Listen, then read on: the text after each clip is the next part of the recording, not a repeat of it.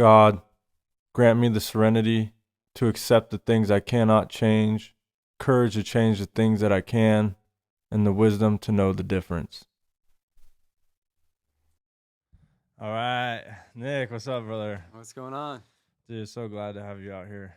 I love you, bro. I love you and your wife and your family and like everything that you guys stand for and what you have developed and like brought to this community and dude, just a true testament to the power of God and like the restoring power of God and just like an example of what can happen in your life like if you put God first and really buy into recovery and like really try to cultivate a relationship with a higher power and like go all in into recovery. Like you hear it all the time in these rooms where it's like I live today a life beyond my wildest dreams. And I feel that way. I know you feel that way. And part of that is because you can never imagine like the places you'll go in recovery.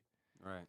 I would have never imagined being here, like having a podcast and, even living in Auburn and doing the things that I'm doing. And it's all just a blessing from being obedient and trying to follow God's will. And when you're walking in that faith and, trying to be obedient to his direction, it almost doesn't really matter where you go, like, because you're relying on that faith and that things are going to work out the way that they're supposed to. And, it's always just such a beautiful journey and it's always a fun, exciting journey because you never know what's going to happen or where you're going to go, but that it's going to be, for the better of your life and for the better of other people's life. So I just wanted to share that with you. And, so I met you a couple of years ago now. My wife, Hannah, was a member of your recovery, faith-fueled recovery. And yeah, it was just, again, one of those things where like, our paths crossed and, it's blossomed into a great relationship and just been such a blessing. So I just want to go back and kind of get your background and figure out how you got here to this place where like you opened this ministry and like have been able to make that impact. So Yeah. where did you grow up, in this area or So I grew up in Grass Valley. Grass Valley? Yeah, I was born and raised up there. You have both parents in the house? Both parents, two older sisters, so I was the baby boy. Oh, nice. Yeah. How much older or how much younger? So I was 2 years younger from the middle. Okay. And then 4 from the oldest. Nice. Yeah. And were your parents, do you come from a family of addiction or like dysfunction or anything like that? No. So funny thing is, no. So we grew up, going to church for the most part. I never really dove too much into youth groups and stuff like that. But it was a good home as far as dysfunction. Both parents, got along for the most part. Just we thought normal, right? Yeah. Yeah. Like alcoholism or violence in the house, anything crazy like that? Funny thing was, no, there was no violence or anything like that. Once in a while, mom would get upset and, storm off. Come to find out later on, she was hitting the wine box in the kitchen while she's making dinner. Nice. But that, at the time, it never really, we didn't think anything of it, right? So later on, she came out of that wine box admitting that she, had a problem. Oh, interesting. And so now she's actually in recovery too. Oh, awesome. Yeah, so awesome. She's got a couple years now too. So yeah, great. But great parents, great mom. No, nice. Yeah, nothing like that. And how was your childhood? Like, did you play sports? What were you into? Yeah, so my parents got us into soccer, little league, stuff like that. And then when it was about, I think 13, I bought my first dirt bike. And from there, I just, turned into, riding dirt bikes and doing all that. That became my passion. Nice. So, yeah, sports, I was like, I'm cool on dirt Yeah. bikes. Yeah, Yeah. I loved Nice. it. Did you have older? Were you doing that just with friends, or did you have older like male role models in your life that you looked up to, or? Actually, yeah, there was a seventh grade. I had a teacher, Okay. Scott Mills, and he rode dirt bikes. Okay. And, I grew up riding, dirt bikes when I was younger. And then I got my first dirt bike. I think it was like seventh grade. Yeah. Nice. So, And so I know, I mean, just from my experience, like the kids that were riding dirt bikes and like, kind of adrenaline type of kids were, some of the first kids that were partying and stuff. oh, yeah. Um, Oh, did yeah. you experience that too? Or how old were you when you started seeing that kind of stuff? I would say right around that age, Yeah. I would say like 12, 13 for Yeah. sure. Because yeah, absolutely. And like we were not like your normal kids, Right. everything we did was extreme, Extreme, yeah. and we grew up out in the woods, like no parents around, Right. Yep. so ride our dirt bikes up to the store and have somebody buy us smokes or Yeah. beer and Yeah. yeah, and right back out in the woods. Yep. So a lot of unsupervised youth. Yeah. Yeah, I share that experience too. And as fathers, try to like it's hard, man, especially like my parents, they worked their butts off and um, you know, I'm so grateful for that. I never wanted for anything in my life. But like the being unsupervised and like you're almost like raised by your friend group, Mm-hmm. and that's why it's so vitally important, like who you're hanging out with and who your Right. kids are hanging out with, and who you're spending time with. Because I would say that was probably, the biggest contributing factor to um, using as a young man and like Right. getting into the things that I got into is because other people were doing it. Exactly. You know. Oh yeah. So what was your first experience like with drugs or alcohol?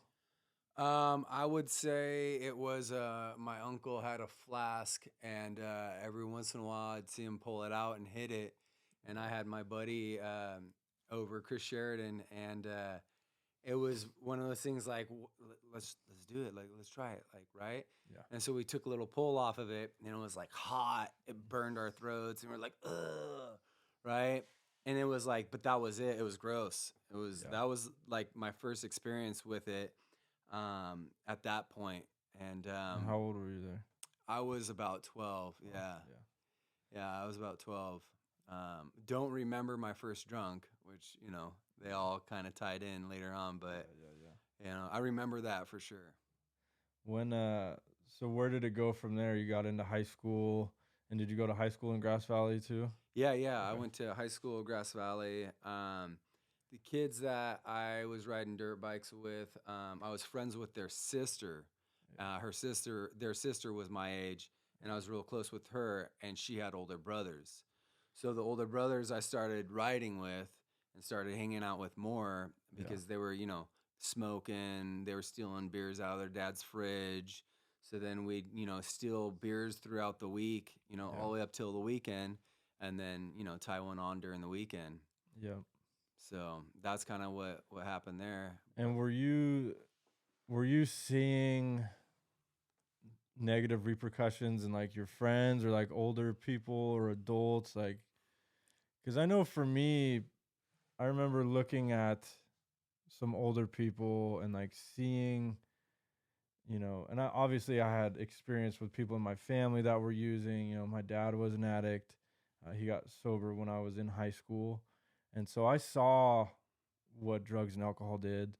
And you know, at a younger age, I was like pretty anti drugs, until I got a little bit older and like my friend group was into it. And obviously that peer pressure has a big effect on us.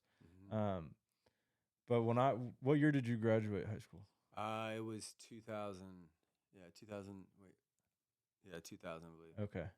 Yeah. Was OxyContin Oh yeah. Oh rolling yeah. then? Yeah. I got Yeah. hooked up on that too, Yeah. big time. And did you see older kids doing it in front of you, or like? No, no. So with the Oxy situation, no.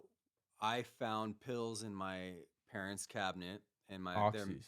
no, no, no. Okay. It first started as the little red decongestant ones, Okay. right? Yeah, And yeah. later find out it was like considered speed, Okay, right? So Sudafed or whatever. yeah, and so my thing was I'd start to look at these medications, right, and say, oh, may cause dizziness. Well, I'd take two of them, Right. right, and then I'd feel the See how effect. dizzy we can get here. Right. And so I just started going through their medicine cabinet, looking at this. Next thing you know, I'm taking Vicodin.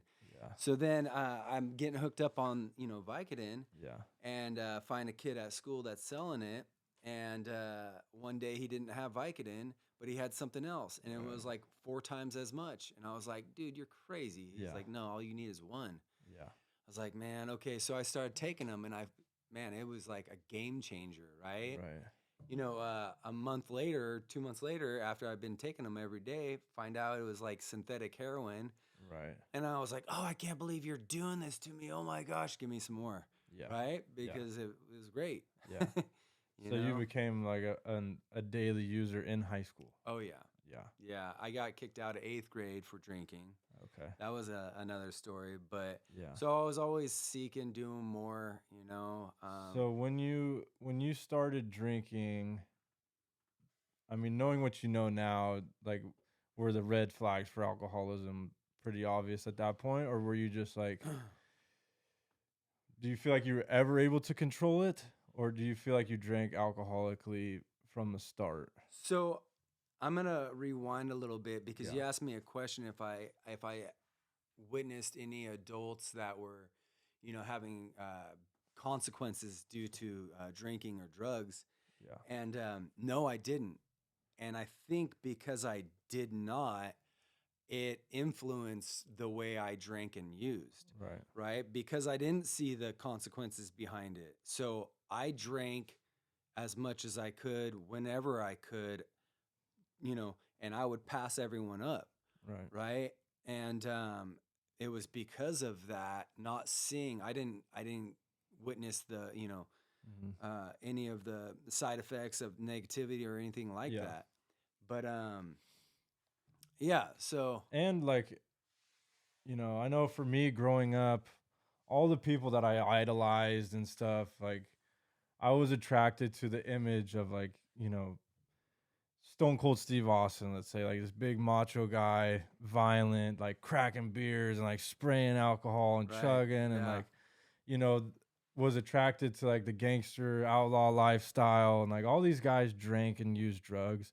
Like they all had guns, they had the women, the fast cars, the jewelry, all that stuff was like very enticing to me. yes, And it still is to, like that's still what our media is. It might even be worse today. right. Like everywhere you Oh, go is, it is, yeah, it's crazy. So, you know, if especially, today, even maybe even more, it's normalized. Like everybody's using and everybody's abusing, and it's just like lust of the flesh everywhere you look. right, Guys, how many girls can you get? How much money can you get? right, How buff can you get? Like yeah, everything to the extreme. right, You know what I mean? And it's wild. But yeah, my experience with Oxy was similar to where it's like, I saw guys older than me that were like starting to struggle with it. We had friends that got locked up, committing armed robberies, behind the getting and using them more, and then somebody in my brother's grade who's a little bit older than me killed himself at like 18, as a yeah, direct result of depression from drug addiction. So yeah, like the signs were there, that this is an issue. But for whatever reason, I personally felt like I had a Superman complex about everything, really. And, I didn't feel like I could get addicted or like it can't happen to me. I'm above it for whatever reason. Um, did you experience any of that, or were you just kind of So yeah, living in the absolutely. moment? So I when it came to the pill scene, right? That my whole thing was on the down low. My Yeah. friends group wasn't into that. They were just into drinking. So I was doing that on the side, and none of my friends knew. No one knew, right? Mm. Besides my dealer, right, which was a kid at school. And so I was flying under the radar by myself. So I didn't see anyone else using, doing all that. Um, so it was kind of, up to myself to figure out, how things, fell apart. Yeah. But there was a couple kids later on that I got hooked up with down the road that, yeah, same thing, went to jail, went to prison, OD'd, and stuff like that. But Yeah. So you were able to graduate high school? no, Okay. no. So the pill addiction went all through high school. And then I found someone, and pills got too expensive, right? And so alcohol was the next best thing. And I was always seeking people that were doing what I was doing. All So right. my friend group is over here, and they're like, they only drink on the weekends, right? So then I found someone that drinks, on the weeknights too. So then I would sneak out with him. Yeah. And it was like just always trying to find somebody that not only like I fit in with, but was doing what I was doing Mm-hmm. because I wanted to have a good time for breakfast, lunch, and dinner. Right. You know, Do you feel like you were trying to escape anything, or what? Do you think it was just a natural progression of addiction, or what do you think was there anything subconscious that you were using like for or about? Like, were you trying to mask the way that you were feeling, or like, did you feel socially awkward? Were you using to feel normal? Do you think there was anything under the surface there, or were you just partying and it just got the best of you? you know what? So, I remember the feeling that it used to give me, and I would be, happy go lucky, Yeah, and I felt good, and I loved that feeling. I was the yeah, life of the party, right. and that's Were what I wanted for all the time, right? Were you able to like feel that way without drugs, or did drugs and alcohol get you to that point, and that was the pull? Like, for me, I wouldn't be able to go into parties and like be socially, you know, open with people and like talk Right, to girls, or but when I have a couple beers, like I feel okay. Like I gain some confidence. I'm able to, you know, it makes me feel in control right. when I have a few beers, where normal people, they'll drink a little bit and a little bit more, and then they start to lose control. Yeah, Like the more I drink, the better I feel. yeah, You know what I mean? So yeah. that was a big appeal for me. Like it changes the way that I felt. I can relax and Right, almost feel like I get to 100%. be who I want to be when I'm under the influence, rather than when I'm sober. I just feel kind of weird and like I'm tense Right. and kind of standoffish with people, things like that. So do you feel like, or was there anything else going on at home, or like, No, no, everything was pretty cool and chill. I yeah, just liked the way it made yeah, me feel, yeah, and it's interesting because when I was younger, like freshman year or so, all my friends were like, "Oh, you drink too much," and it was like right off the bat, my response to that was like, "Yeah, but at least I admit I'm an alcoholic." okay, Right? yeah, So yeah, I was like, I flipped it, right? And I mhm, was like, I'm okay with this because I'm admitting it. And it right, was kind of this like joke that I had. And I okay, knew that I drank but yeah, I was happy I was drinking and yeah. it It was was, all lighthearted. and there was no repercussions at home. Like, what were your parents saying? So I obviously wouldn't, Yeah, do that at home, but yeah, my dad could see the behavior behind it. yeah, He could see, chores not getting done, sure, or I'm wanting to stay out all the time, or this or that, or I'm copping an attitude. yeah, And so it came to a point, and he's smart, parents are smart, yeah, right? He yeah, probably smell it on me, sure, smell cigarettes, weed, and all that, right? And finally it came down to, him telling me, I mean, in high school, it was like this. I started ditching. I just started not caring because I dove every single day. At this point, I was drinking at school. I found a group of kids that had a fake ID, and we go panhandle during school hours. At lunch, go get a bottle of 151, drink it at lunch, and then come back. So it was like every single day we were drinking, right? And one by one, we each got kicked out. But my family life, my school life, my relationship with my girlfriend, right? All those started falling apart at the same time. And it was like my senior year, I had 3 months left to graduate. And, my dad kicked me out. My girlfriend dumped me because she was heading off to college. I was a raging alcoholic, right? Yeah. And then the school called me in and was like, "We heard you've been drinking." And I was like, "Later." And I dropped out. And it was wow. like, yeah. So, but everything was cool though because I had a job. Okay. Yeah. I Yeah. still had the job. Yeah. I still had the truck.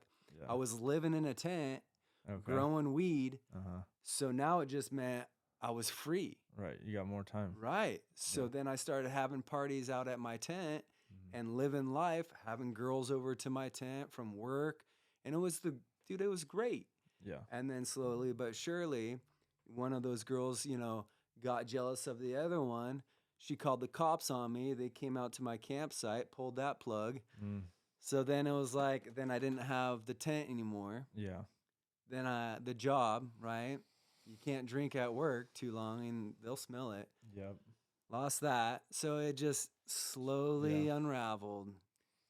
And the more it unravels, like the more we double down on the alcohol and Right. and the drugs. It's because then when things start to go awry, like then the drugs and alcohol become a solution to the way that we're feeling. Absolutely. It becomes like a medication to how we're feeling inside. We're like, I'm having a bad day, I can have a couple drinks and like forget about it, Right. or drink to oblivion, and really forget about it, and smoke a little weed, change the way that you feel, whatever. You're Right. feeling stressed out, and that goes for everything, even cigarettes and like all of it. So you started seeing those negative repercussions pretty heavy, like as soon as you got out of there. Mm-hmm. And do you feel like you're physically addicted to alcohol? Were you still abusing Oxy at the time? Or? So no, not at this time, because it was too expensive. Yeah. But back to a question you had, asking if I would use because of circumstances at home or whatever. Whenever I got in an argument with my girlfriend, I would go drink. Right. So that became a pattern. Yeah. And then what I found is, I would start making up fights so that I could go drink. Yeah. Right.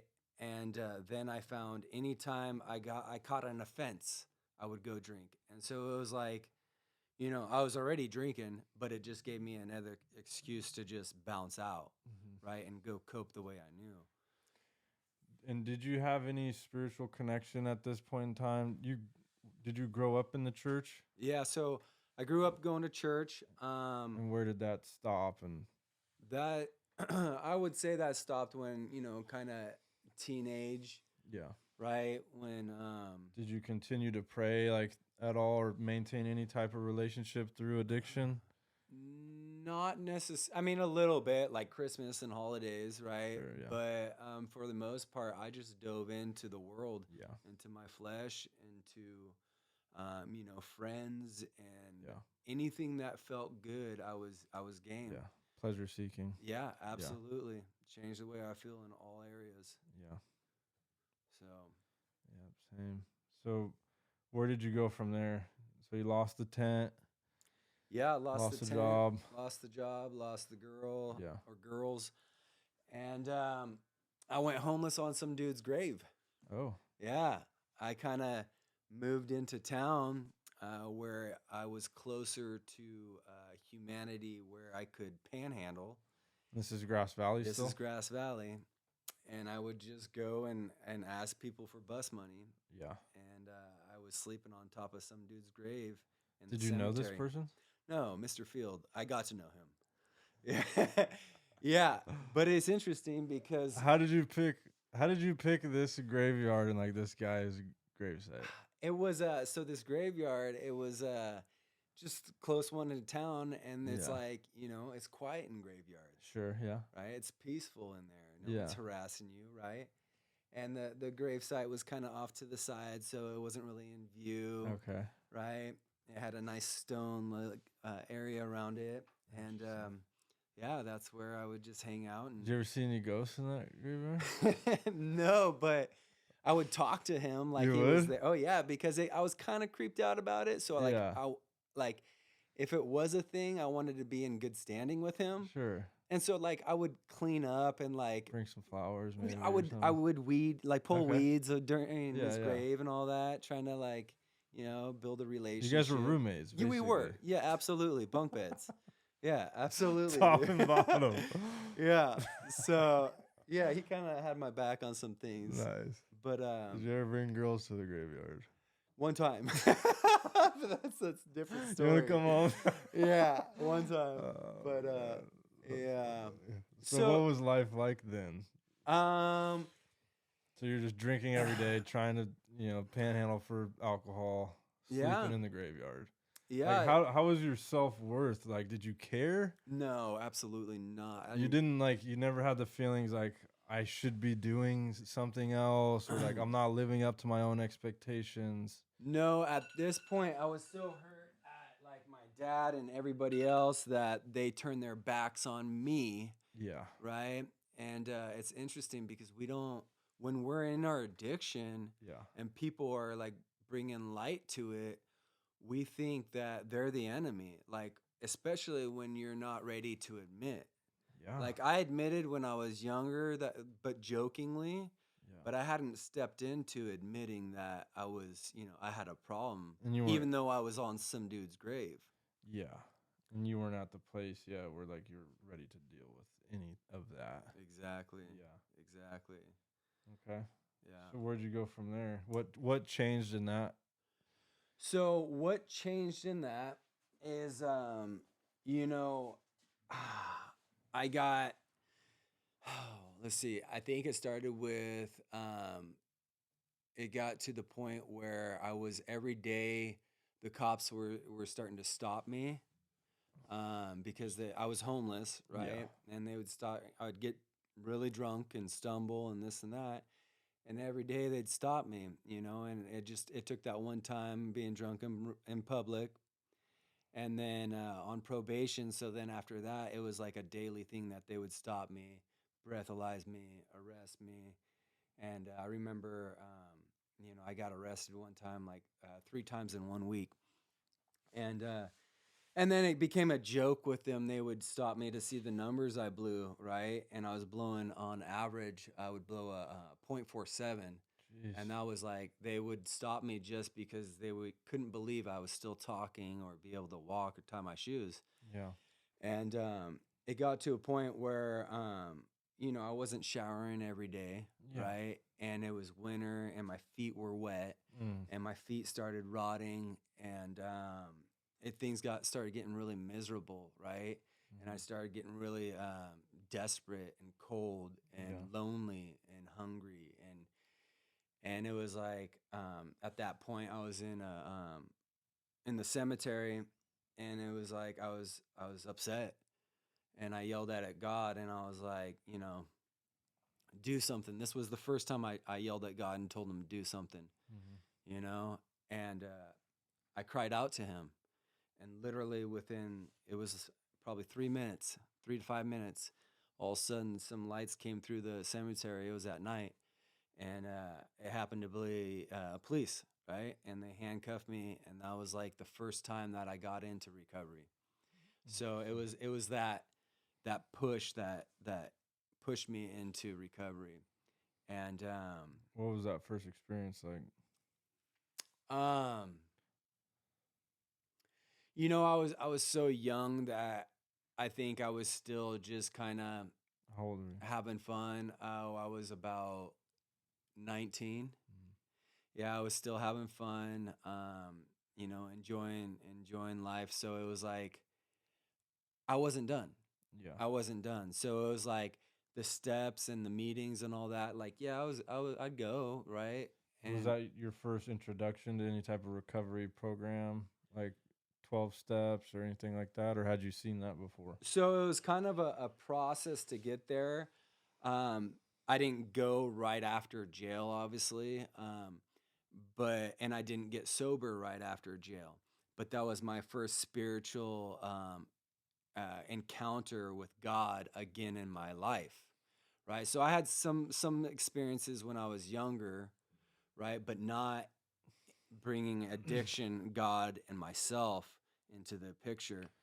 And So did you recognize that at the time as like a divine intervention? You absolutely, did. Okay. absolutely, because I was blown away. I Yeah. prayed and He answered, All of a sudden, you. Yeah. right? Because I told Him I can't stop, Yeah. and He stopped me. Yeah. And it was after that I what was it? So after that, I got a job working at this hardware store, and there was some chick there, and she was different from all the other ones, right? There was something about her, and I just had to know what it was, right? And what it was recovery. Mm. She was in recovery, and I wasn't. I was still kind of drinking a little bit, but I was managing it, and we kind of started seeing each other, and she was in the program, and I was practicing drinking, right? And I was kind of her rescue mission, Mm-hmm. right? We all know that, like, Yeah. you know Somebody's project. absolutely, Yeah. absolutely. So she kind of was that bridging pathway to help me get into a program, right? And at this point, I started bringing her around, my parents. I'd start showing up sober with her, Mm-hmm. but it was like I was still drinking, and then I got busted again. And so then they're like, For drinking. yeah, for drinking, and they're like, you need to do something, you need a rehab.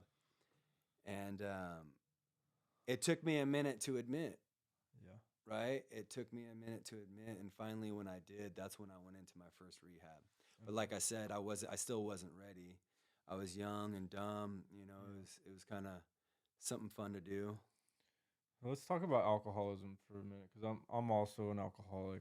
Um, I traded one drug for another. I was addicted to heroin, Yeah. and then picked up the bottle, and like felt like at the time it was the lesser of two evils. Mm-hmm. Um, you know, alcoholism.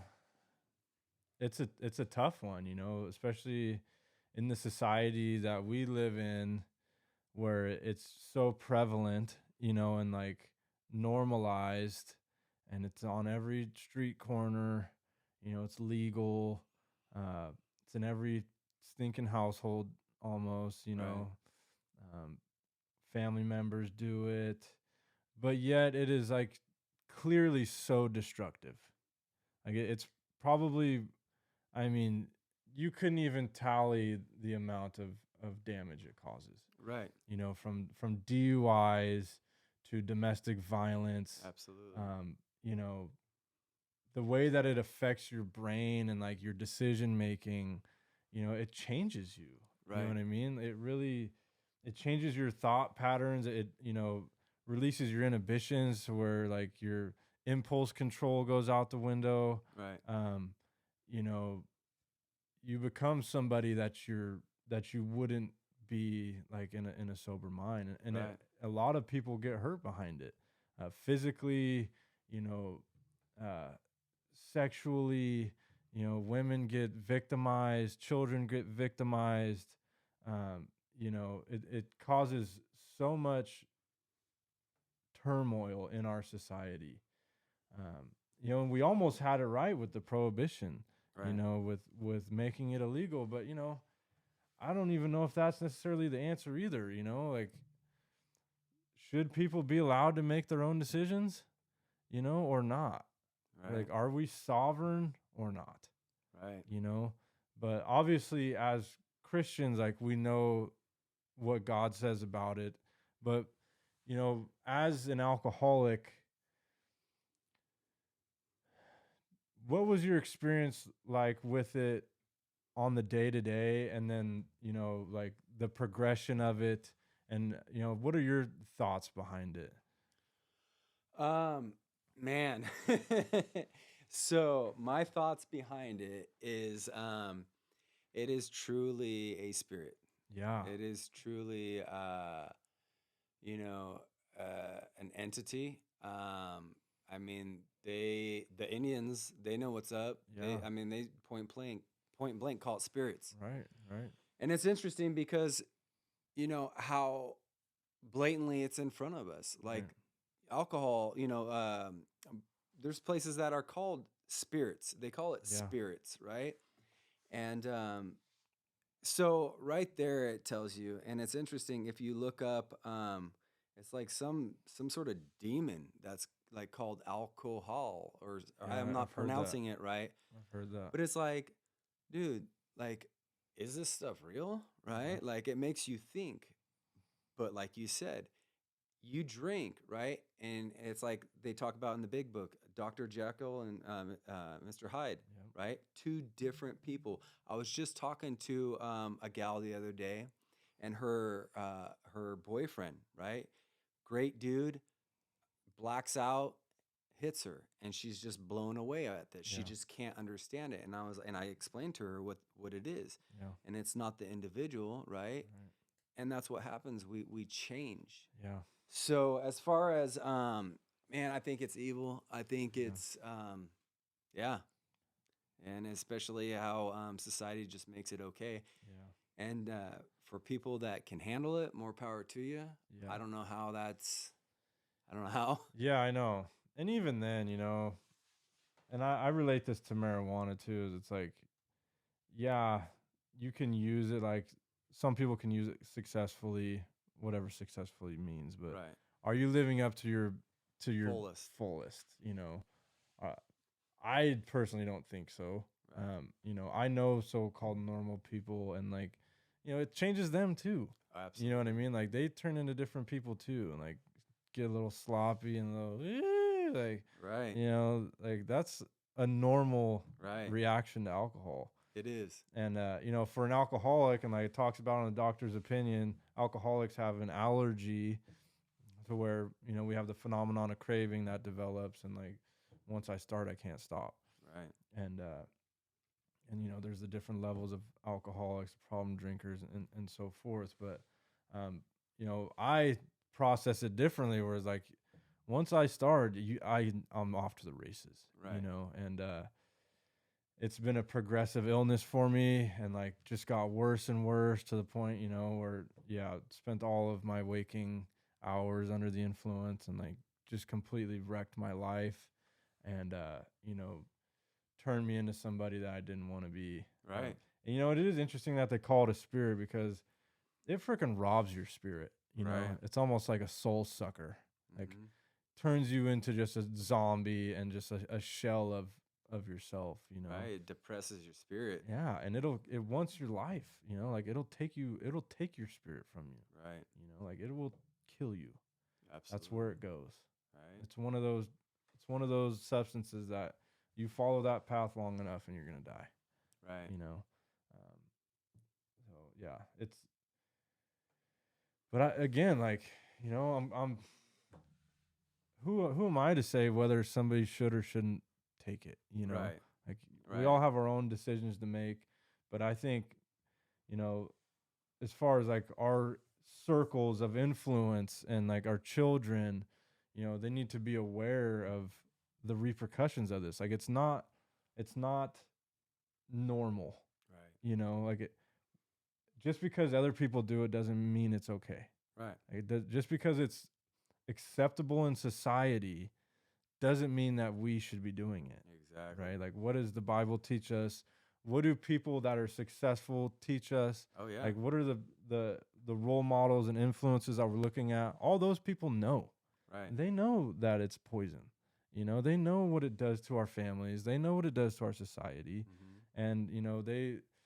And they recognize that, and they influence their inner circle to not abuse it too. But especially in poverty stricken areas, and like lower income families, especially it's just like pushed on them, Right. and it's so ingrained in their society, and it was so ingrained in my family. Like there was no family functions without Budweiser. You know, like it was everywhere. It was like water. It was like soda. The kids had soda, the adults had Budweiser. It was Yeah. normal. And as soon as we were, you know, of any type of age to drink, we were drinking, you know. And I just, you know, knowing what I know now, it's like, man, that's not really okay, you Right. know. Absolutely. It's pretty wild. Yeah.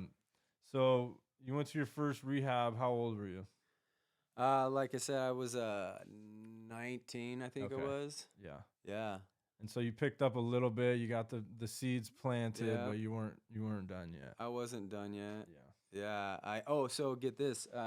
And this is a definitely a key point to touch on, right? So I got out of the rehab, and I was still with that girl that I met that was in recovery, right?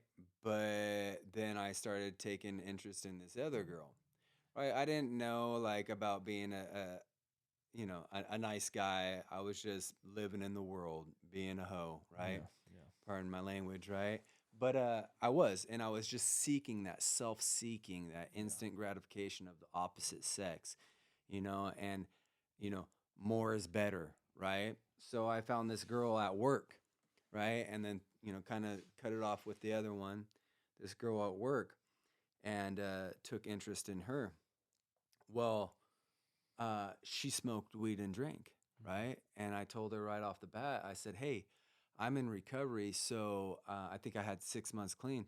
I'm in recovery. So I just want to let you know now, if what you're doing gets in the way of my program and me being sober, peace out, kick rocks. Like, I'm not doing this because like I've had a taste of sobriety now, and now I'm about it. Like, I feel good, right? I was up on that pink cloud, Mm-hmm. right? Careful of the pink cloud, Yeah. right? And were you working steps and doing the whole A deal? little bit, yeah, yeah, yeah. Okay. So I had a sponsor a little bit. I was doing that, and but then what happened was, she'd drink and she'd smoke weed, not around me or anything, but it was like, I think, our 6 month anniversary, right? So I think I had about a year, and we were supposed to go somewhere, and she wasn't there. And so I found her. She was blacked out, drunk, right? And this, it was like kind of an ongoing issue. We'd make plans. She'd end up going smoking weed with her friends and bail on me. So I got to that point where I was like, well, you know what? I already love her, so I can't really like do anything about it. So if I can't beat them, join them. Mm. And I did, right? And so it's like, careful of the people you hang out with. Yeah. I mean, I don't know how many times I hear people getting involved in a relationship um, that is, one's either practicing or one's unhealthy or they're not equally yoked. It's like Yeah. my wife and I today. I mean, thank God I have met someone that's on the same page as me, Right. because if I didn't, I mean, who knows if I'd be still, sober. Yeah. No, I agree. And like you see it a lot where one person, you know, is showing more of an issue than the other. And, you know, maybe it's the spouse that's like, hey, you need to like do something about this because your actions, you know, like we're having issues, whatever it is. Right. But if they're not both on board, man, like if one's using and one's not, Oh yeah. your chances are very, very low. Yeah. Especially, you know, and we see this a lot too, where somebody will try to get sober for a relationship. Oh yeah. Like I'm gonna get sober to save this relationship. Right. I've done that. Yeah, me too. And so it's like, what happens when that doesn't work out? Yeah. Or when that person lets you down? Yep.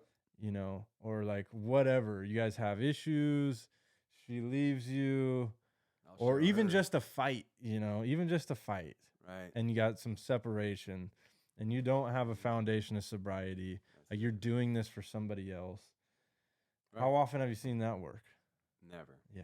Never. It doesn't work. Never. Absolutely. And it's like, it's interesting because there's this couple right now that I know, and one of them's diving deep and the other one's like whatever, like they're just kind of going through the motions. And I'm like, trying to encourage, like, hey, like, you got to get up on this horse, because she's riding that horse and hers Yeah. is going faster. Yeah. She's Okay. leading you.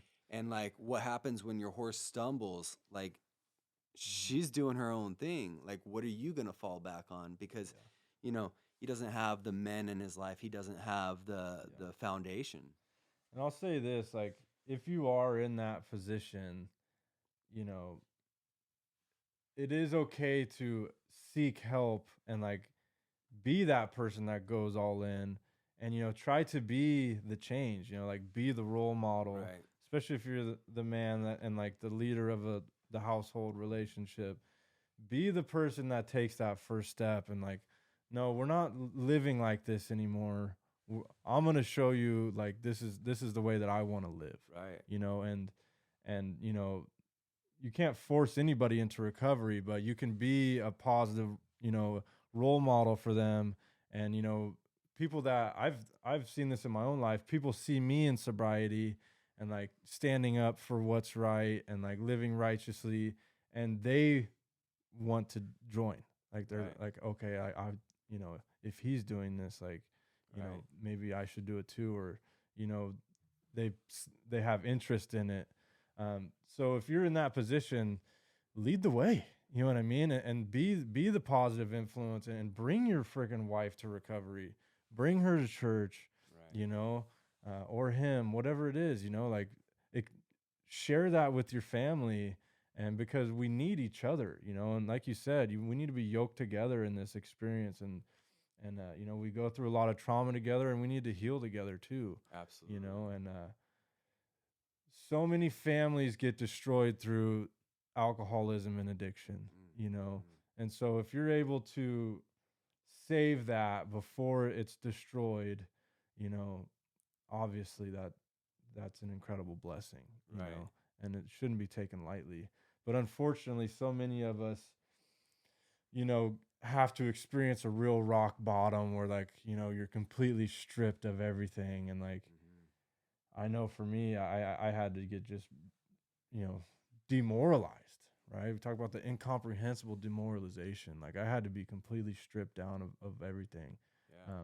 What was your experience like with a rock bottom? Like what was your turning point to where it was like, okay, I'm totally done here and Yeah. I can't do this anymore. So which one? No. So for Right? those of you guys that don't know, I've been in 8 different rehabs. 8. I've probably had 50 different bottoms. So yeah, it kind of took me a little bit longer than for most people. But my last one, Let's just why do you think that was?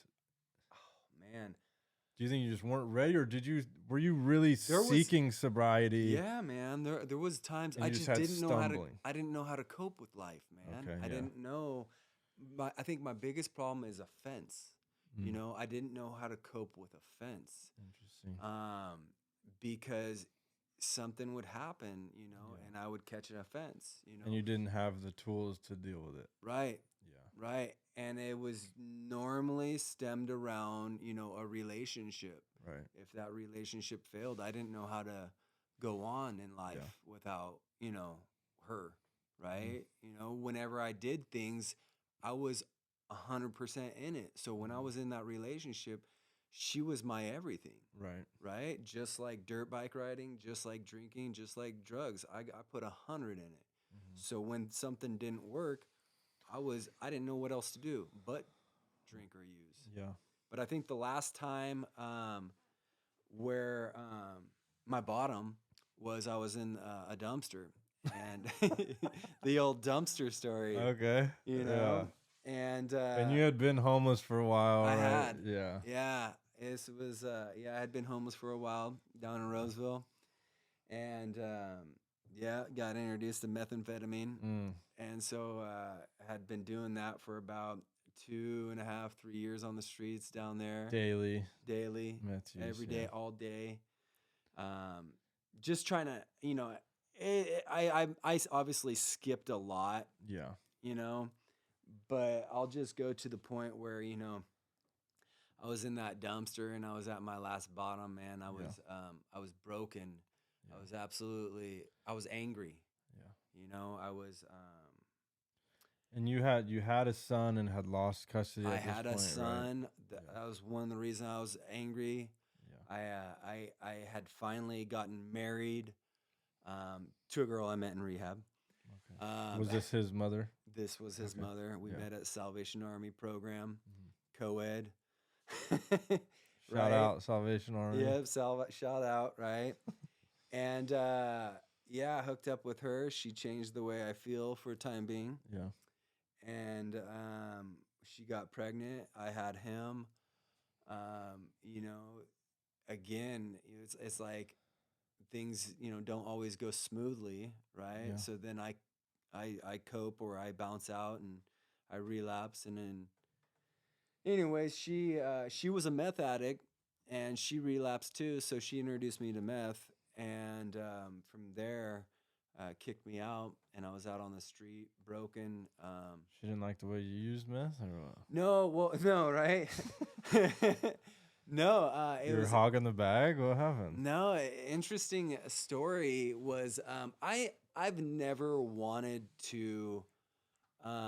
Once I started realizing, I think the point when I was in the grave with Mr. Field, at that point, I'd realized I don't like this anymore. Yeah. This is no longer fun for me. It's a lonely, miserable existence. And after that point, I'd always wanted to be sober after that. I didn't want to be, you know, panhandling. I didn't want to be dirty, and so I wanted sobriety. I wanted this, right? And when I met her, she wanted it too, but she at the time wasn't an alcoholic. Mhm. Okay. So she started, drinking. I started drinking, right? So we were kind of both doing that, but I don't drink like other people, right? So that's where the issue became, Mhm. right? I couldn't stop. Yeah. And so then it was like, well, you need to leave, Yeah. right? And it was just this battle back and forth. Next thing you know, we're doing drugs. So she kicks me out, and that's where I was out on the street. And so that obviously like sent you on a spiral, and The biggest spiral of my life, man.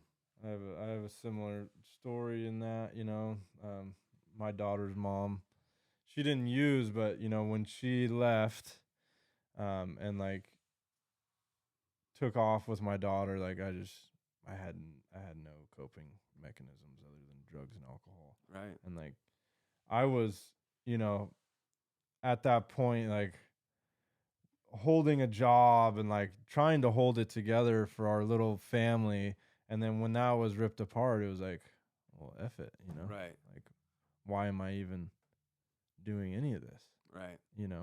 and I went right back into what I knew, and like fell back into a life of crime, and it just really, that heartache, man, it's brutal, and it does takes a lot of people out. Serious. And yeah, it's a rough one, especially when you throw a kid in there. And like for me, my conviction of, not living up to my own expectations as a father, and like, dude, the love that I had for my baby, and like not being able to see her when I wanted, and Right. not being able to like experience Mm. life with her the way that I wanted, or like envision this whole thing working out. Like Destroyed you, huh? dude, it was brutal. Yeah. I never expected this to fall apart, and like, Right. Yeah. like I wanted this nice little happy family. Right. And when the rug was pulled under me, my own doing, which I found later on in the 4-step, Yep. was my fault. Yeah. But at the time, I was like, how dare you, Right. woman? Yeah. Like, and just such a deep resentment and anger, and I hated women. Bingo. Yeah. And like used and abused women, and manipulated, lied, cheat, Right. steal, and not just women. I was angry at everybody, Right. and really I was angry at myself. That's it. And it took some soul searching to get to that point, but that's the blessing of recovery. So And it's interesting, like now going back, like moving forward and doing the steps that we can look back and see our part in it, you know. Yeah. And like you said, that you were angry at women, you hated women, same thing. And it was like Yeah. all my own doing, Yep. right? All my own doing. And so, and everything that you just said, man, you just, spoke my story. And yeah, my thing was that whole everything is since I was a little boy that I wanted, that wife, that family, that son, right? Everything that my I dreamed of as a young boy came true, and then I lost it, and Yeah. it just broke my spirit. It Yeah. broke my spirit. Yeah. And what's interesting is when I was out there on the streets, um, I became my nickname was Captain Save a Homeless, right? Okay. So I would go around and I would get intimate with them, right? And I'd be under a bridge smoking some dope or drinking, Yeah. and I'd say, "There's a reason you're here, and I know you didn't choose this life, but what Mm. is it?" And I'd get personal with them, Yeah. and the stories I heard, Sure. it all majority 98% of it was because of a broken heart, Yeah. a broken heart. Yeah. And it's like I don't know how many times a broken heart led me deeper into my addiction. Yeah. And so that's why it clearly says, they suggest don't get into a relationship your first Right. year. Right. Like, why? Because that broken heart will take you out Yeah. every time. You Yeah. see it, we all see it, right? Yeah. And but the 100%. stories I heard, man, is like, no wonder you guys use meth. Right? Yeah, like, and Yeah. I finally realized, no wonder, I didn't feel that pain, Yeah. right? That void, that emptiness. But every time I'd start to sober up, I wanted to jump off a Come right bridge, back. Yeah. right? Yeah. So yeah, I was in a dumpster, and I was canning. How come meth leads you to dumpsters? Like it seems like Oh you know man, there's because treasures in there's there. treasures, bro. There's straight treasures and trinkets and Oh wires and man. yeah, sometimes Uh, clothes. yeah, I'd see people like walking down the street and like their heads down, like Looking, looking. I'm like, dude, that's a curse. Cause like it as soon as is. you find something on the ground, You do, yeah, everywhere you go, you're looking on the yeah, ground. right, right. You're It just took me finding stuff, dude. right, and it took me the longest time to finally get over dumpsters, dude, because it became an issue of mine. Like You wanted to know what was in there? I needed to know, dude. I wanted to know. What's the best thing you ever found? Like Oh, what was dude. the best score you ever came up on? So man, there's some crazy ones, but I think the best one and the hardest one was I found this 9 by 11 foot Persian rug. Okay. It was a 2 million count stitched rug, and Oh. come to find out, it was like $3 grand. It was clean as all get out, business clean out, Huh. dude. I climbed into the dumpster. It was one of those big drop on the commercial dumpsters. Yeah. The doors open on the back. Yeah. So I rolled my bike up in there, Nice. right? Built up trash bags so that I could roll this carpet. Dude, the thing weighed like 300 pounds. Yeah. I couldn't pick it up on my bike, so I rolled it on top of my bike and wheeled it across town at How did 3 you a.m. know it was worth anything? I saw it, dude. The You could just stitch on tell? it. Yeah, dude. When you're out there, you know money when you see it. Okay. Where did you take it? I took it to the Connect. Yeah. Hey, bro, I got this rug for you. Yeah, dude. 2 million count Persian. Right. What did he say? Oh, she was dude. So She? yeah. Her boyfriend would always get pissed at me. He would be like, Yeah. you can sell her you can trade her a cardboard box. That was his thing. Yeah. But I come across good stuff, and so long story longer, right? It was hard for me to get past those old habits, Yeah. right? And when I got into recovery, man, I think I had like almost 2 months clean. I was living up at the tea house, and I went and dumpster dove. Yeah, 2 months clean because it Wow. was just embedded in me. And that's why they say, Yeah. like, old habits, right, Yeah. are hard to kick. Yeah. But we have to kick those habits. I've talked to people that they're like, I can't get clean, Yeah. but I'm going dumpster diving tonight. And it's like, well, you put two and two together, dude. Yeah. People, places, and Yes. things, Yes. environments. And, Very important. but my bottom, I was in that dumpster, man. Yeah. And how are you feeling in that dumpster? oh, man, I was miserable. Ugh. I was, out there when it rained. Feeling like trash in the dumpster? Yeah, dude. It would rain and I'd be wet for 5 days later because Brutal. the majority of people that are homeless, when it rains, they go find shelter. Yeah. But if I found shelter, that means I would have to sober up. And I couldn't, like, my get down was canning. Yeah. Canning and trade and barter, So The hustle don't stop because it rains. It does not You know? stop. You got to get it done. Otherwise, you're going to sober up and you're going to Yeah. feel all that stuff, all that Yeah. baggage you created. Yeah. And so I couldn't stop. What about stealing? You weren't know into what? it. I was too scared to steal. Too scared to steal. Yeah, I stole some cans from a church one time. Yeah. How dare you? Yeah, I know, but I prayed about it though. Okay, well. I was more in tune with God in my addiction than ever. Honestly, Interesting. anytime I was in my addiction, I don't know what it is, but I get closer relationship with God. Why do you think that is? The despair. Yeah. The despair. Yeah. That's interesting because, a lot of people come to Jesus and like come to God through pain and turmoil, Right. And it talks about that, in the Bible, like he came for the broken, and it's hard because it's like a lot of people that don't, go through that type of struggle. I don't know if they necessarily doesn't like. I just feel like their path to God is different. Very different. You know what I mean? Whereas I like do. we had like we were stripped of everything and that's all we had left. Right. You know what I mean? It was just like me and God and Right. that was it. And when I reached out, he was there.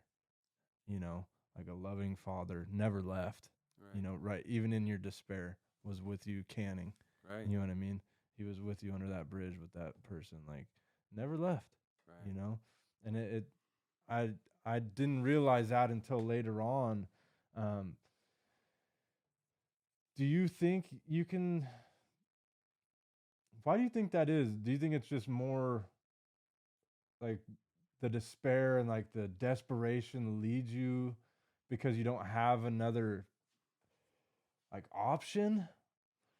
I mean, honestly, I think what it boils down to is, all of us, all of humanity seeking something, Yeah. right? So we're always seeking something. And Jesus is the only way the only one that offers that healing, Right. right? From our worries, from our burdens, from our turmoil, from this world, Yeah. right? And not only that, but he'll forgive us Man. of yeah. ourselves. We can't forgive ourselves. Right. Like, dude, I am my own worst enemy. Yeah. No matter how many times I'm like, oh, it's cool. I still have that guilt, that shame inside, Yeah. right? That I can't let go. But, I'll tell you what, when I was in that dumpster and I cried out to him, Yeah. he answered. Every time I've been in my addiction and I called upon him, he answered. Right? I mean, whether it was, opening my eyes to see something or hearing a word from somebody, Yeah. right? And and by the way, I asked for forgiveness, stealing those cans from the church. Oh, good.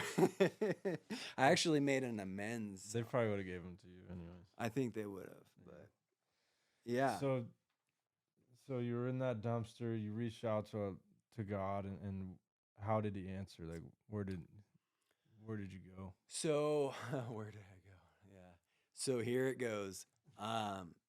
So there I was, right? Yeah. And I was angry. I was hurt. I was broken. I was wet. I was miserable. And I yelled. I was cussing at him. I was so pissed off that it was like, why am I still doing this? Then, effing help me, Okay. and that's what I cried out.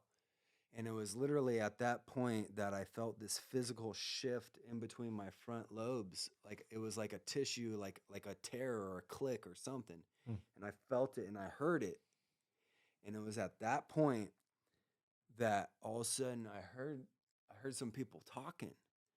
And I was like, there's just people on the other side of this wall of the dumpster and they're talking about me.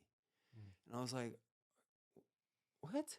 And I peeked over and there was no one there. And How many days had you been up? well, oh bro, this is a thing is I had been up longer than that before and I Yeah. hadn't lost my mind like this. Yeah. But I prayed and all of a sudden it was like the veil had been lifted, dude. I Interesting. prayed and I lost my mind. Oh wow. I straight lost it. I started hearing people. Uh-huh. I started seeing shadow people, seeing angels, seeing demons, hearing voices. Oh But it wow. was literally at the moment I prayed and I Something said, changed. "Well, effing do something then, because I can't." He's like, oh, here you go. And he flipped the veil, right, of the spiritual realm. Yeah. And I truly believe I heard and saw what I needed to hear and see Yeah. that that pushed me into recovery because I got scared. I got scared of what I heard and what I saw, and because I'd never lost my mind before. I prided myself in having a solid intellect, right? Yeah. Prior to drugs, prior to all that, I prided myself in that, right? And that I could still do drugs for so long and I still had my mind. Yeah. I compared myself to others. And but it was at this point that God's like, okay, Yeah. I'm gonna do something for you that you can't do for yourself. And did you get into rehab shortly after, or where did you? No, well, so I went around for about a week in fear for my life Yeah. because at this point it was like a week or 2 weeks that now like the Hells Angels were after me, the NA was after me, everybody, the Mexican mafia, Asian mafia, I mean everybody, the government was after me, Yeah. right? And I was scared, dude. I was scared. I thought I was getting set up, and then all the voices and shadows people, and yeah, it freaked me out. And I ran to probation, and I said, I'm not leaving the front lawn until you guys get me a program. And they're like, Nick, we already told you, like, there's no programs right now. Well, I'm not. I'm camping out on your front lawn. I'm staying, right? And they're like, okay, we'll come back in 2 weeks. Mhm. And I was like, no, I'm staying. So I went out on their front lawn and I took my backpack with all my wires, all my nuts and bolts, and I spread it all over the lawn like we do, right? Yeah. All nice and organized, color coded, alphabetical. Mhm. And I passed out. And I guess it was like, 3 or 4 hours late. I don't know, something like that. I come to, and it's this cop waking me up, and he's like, Nick, you need to get off the front lawn. You're scaring people. You're scaring the clients coming in here.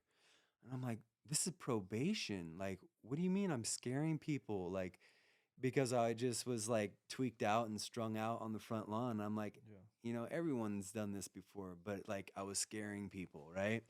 But it was all part of the process. So he said, "Okay, Nick, get up, get up. We got you a program." And I was like, "Yeah, but I'm not. You guys have to escort me there. Yeah. We got to go now. Yeah, you can. I'm not walking. I'm not. You have to drive me there." And they're like, "Okay, okay, we're doing that." So I got in the car and I went and Where'd you go? I went to Coloma Men's Home Uh-huh. for 30 days because they took into account all the recovery programs that I had. So I had recovery, but I just didn't know how to quite. I wasn't there yet. And did you feel different at this one? Yeah. Did you Oh feel like yeah. something like this was Oh yeah. not going back? Yeah. No, I was Yeah. So my whole thing is I didn't want to say I'm never going to use again. I'm not going back because I don't know how many times I said that before, Right. and I ate those words. But what was different was this time was I was angry.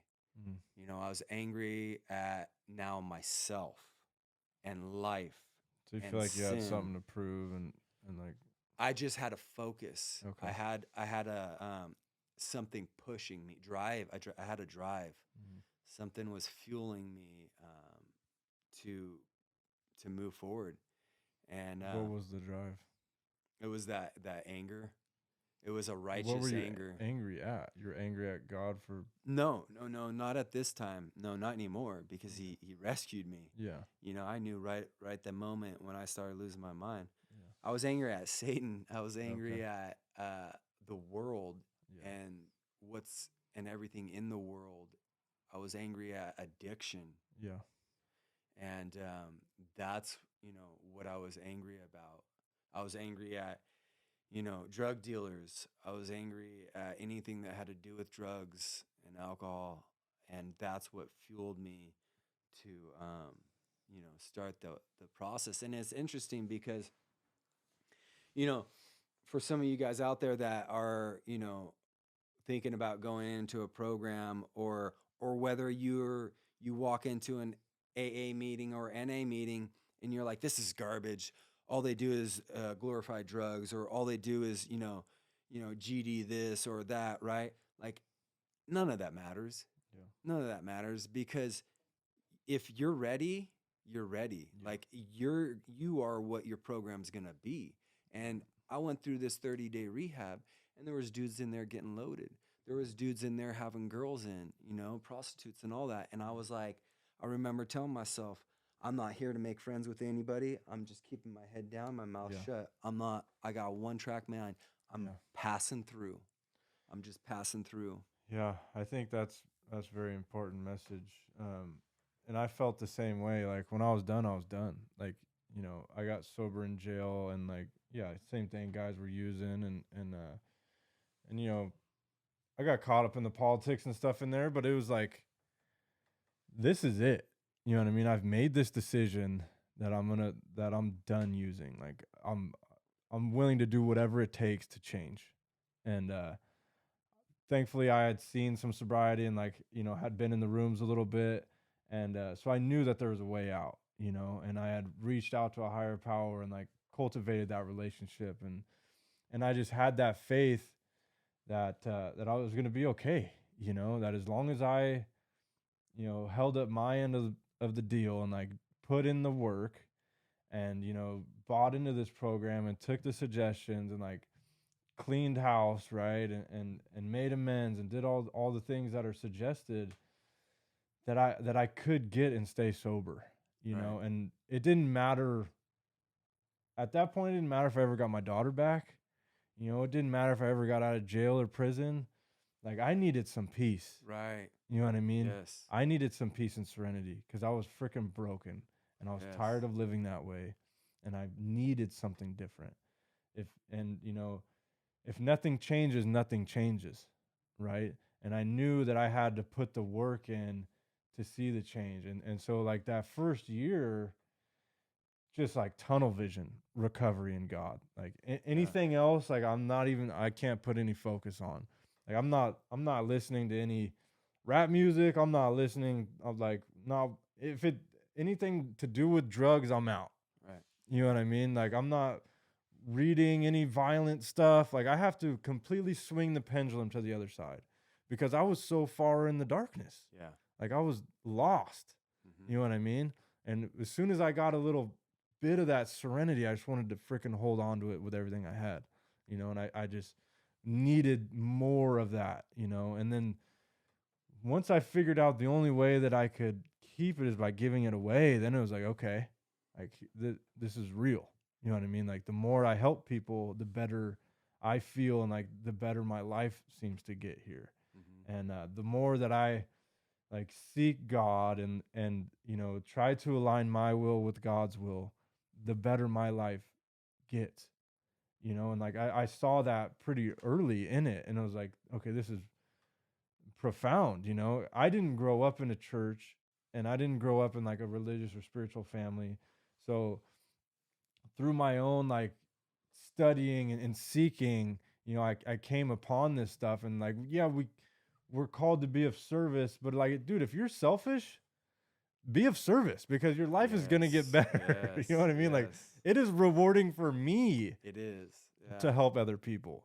Like, I feel better when I help other people, Yes. you know? And like, the more I try to align my will with God's will, the better my life gets, Mm. you know? So if you're actually self-seeking, you should help other people, Mm-hmm. you know? But Absolutely. the change in our hearts, right? When we open that relationship to God and like receive that forgiveness and like that grace, you know, like something changes within you to where you just want to help people, you know, and like there's nothing more rewarding than helping somebody to overcome addiction and like come out of that dark place and into the light. Mm-hmm. And yeah, only God can help you through that, you know. So you got out of Coloma, and where'd you go from there? I it was so I came out of Coloma and I went up to Auburn. Mm. Man, I had this is a funny story. I always say this, but I had 2 bags of donated clothes that weren't even mine. That's all I had on my and I caught a ride from Coloma up to Auburn to go to a tea house. 30 Like days sober. at 30 days sober, I told my dad, "Hey, I need a ride." He said, I don't believe you. I don't believe you." Yeah. Right? I burned that bridge, but I caught a ride, and so I went up to the Auburn tea house. It was Yeah. Core at the time. Now it's Granite Wellness, Yeah. and I did 6 months up there. And I'll tell you what, you know how I don't know if you know, like just yeah, you do dorm life living, right? It's Yeah. it's like that, right? And again, people would come in, drink and use, and my focus at this time was nothing is going to come in the way of my recovery, right? Nothing's going to stand in the way of me getting back my son, Right. right? At this point now, I saw uh, some goals, right? I Yeah. saw, you know, I was setting goals, right? And now I had this pyramid, right? And I was putting goals on it, right? And I was moving up, and nothing was going to get in the way, Yeah. right? And I'll tell you what, guys were coming home drunk, and I'd give them 2 options. I'd say, you either go tell, or I will, or you can just leave. That's your third option. And because my thing was, you're a threat to my recovery. Yeah. Like, you don't care about me. Yeah. So either, and I wasn't about to fight them, because then I would threaten my recovery. And that's just it is, man, I really had to change a lot, right? I Yeah. had to change my thinking, right? I couldn't just react all of a Right. sudden. And that's always been one of my biggest issues, is just reacting, Yeah. speaking before I listen. Mm-hmm. And so I would have to listen, I would have to think, and I'd have to pray on a situation, Mm-hmm. and seek God's guidance in His Word. And it was like, okay, this is what I need to do to address the situation. And I made it through. And funny story. So I'm up at the tea house. Been up there for 2 months, right? Met the girl. Oh, Met the girl. the girl. The girl, Okay. right? You know who the girl is. Yeah. Yeah. But I wasn't about it, because I still had this, like, a little bit of you know, anger in my heart Mm-hmm. towards women. I wasn't there yet. I was still hurt. Were you working the steps? Had you done the steps? I was starting. I Okay. was just starting, right? And that last one situation really hurt me. Yeah. So I met the girl, and so I wasn't about her. Yeah. I told her, "Hey, I'm not about this. I'm not about you unless you're doing what I'm doing." Right? And what I was doing was, I was going to this church, Mm-hmm. and at this church they had a recovery program, right? So I'm doing the recovery program, and I'm doing AA, Mm-hmm. a little bit of NA too. I was doing all of it, right? But I told her, "Hey, check this out. If you want to be with me, you got to get with my Jesus." Like I'm not doing this. This is my walk. I'm looking at God. That's my focus, right?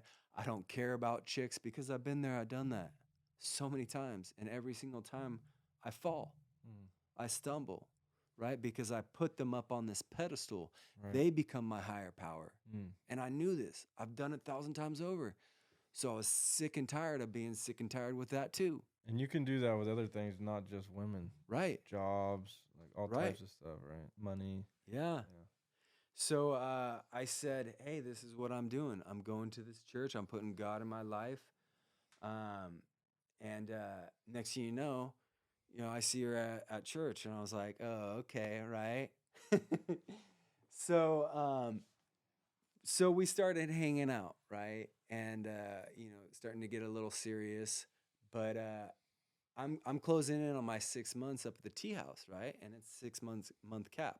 Mm. Like after that, you're done. Like, sorry about your luck, And I go, man, God, like, open a door because okay, I'll put her name out there, Alaina, right?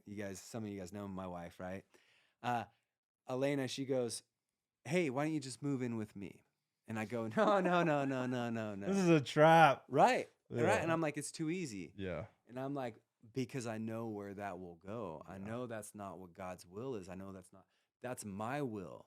I want to do that. That's the easy way. So I go, okay, God, I go, you got to provide. I go, Yeah. I got two options. One of them's move in with her. The second one is you're going to provide. Yeah. And I said, if you don't want me to move in with her, you got to bring something up because otherwise I'm moving in. And it was literally, I think, like the next day or 2 days later. Yeah.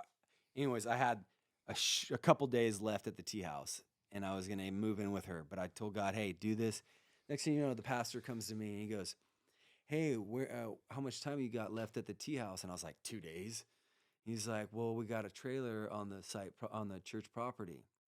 I was like, yeah. He's like, all you got to do is 8 hours of work a week here around the property, and you can live there. It's like, all right, God, I see what you're doing, man. I got this. And I did. Nice. And it was so it was like leaning on God. Yeah, and that's, I think that's a very important point, is because like just the fact that you were leaning on God and like trying to, walk in that faith and seeking his will first, you know, it's crucial, especially in early recovery. Like we lose stuff, and then we're just like so focused on getting stuff back that we quickly fall back on old habits and like putting ourselves first. Like, I need to get this, I need to get that. I can't be homeless. I can't have no money. You're willing to sacrifice maybe your morals and values to get things, or like you're still manipulating people and situations rather than just like putting that trust in God and being like, show me the way here. Right. Like, give me some guidance. Give me the strength to persevere through the situation. Show me the direction to take here, and ask him to open the door, like shift the situation so I can, see where to go here. Like, Right. open the door so I can find it, and have the faith that that door will open. Yeah. And don't try to force your foot in the door. Yep. When we're trying to live in self-will and like force situations, it rarely works out. And if it does work out, it's going to be at the detriment of something else typically. So, I don't think enough can be said about like just walking in that faith. And I know for me, like in early sobriety, you know, I had goals and like a direction, which I think is very important, but also like not putting a ton of energy and like expectations, but just trying to be obedient and like seek God's will in situations, and then do what I can do. Right. Like, control the controllables and give the rest to God. Right. And like have the faith that no matter how the situation works itself out, that it's for the good, Yep. you know? And whether it's in my favor at the time or not, like it's in God's favor ultimately, Yep. you know? And that's I'm on board with that. Like I've given away that control. And like when I took up God's yoke, right? That's what Jesus says, take up my yoke. It's easy, right? Yes, yeah. It's way easier to like live in his will because we're taken care of.